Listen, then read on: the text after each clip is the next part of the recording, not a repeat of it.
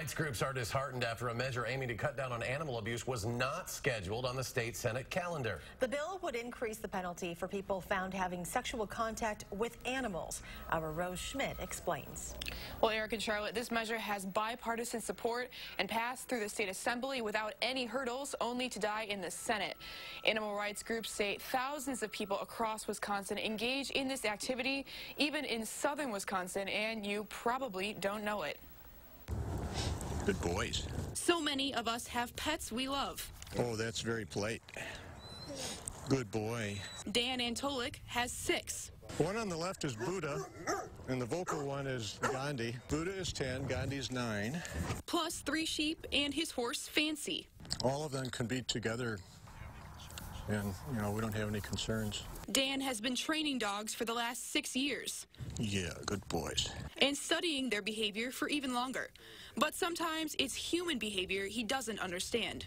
There's a dog in Sun Prairie, which is a 9-month-old husky, that was so viciously raped, it required vaginal and rectal surgery to repair the damage.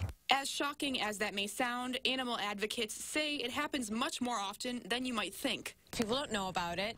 They don't want to think about it. Frankly, I don't want to think about it, but it's happening. Melissa Tedrow knows. She works for the Humane Society of the United States. Animals cannot advocate for themselves. They can't protect themselves, and they can't report when they've been abused. Melissa hears story after story of animals who are sexually abused, even in Dane County. What we tend to see are animals brought to shelters or in rescues that are showing the physical signs of sexual abuse. But she says this is part of an even larger issue. The sexual abuse of an animal is the #1 predictor that someone will sexually abuse a child. That's why activists like Melissa and Dan are fighting to see Wisconsin's laws changed.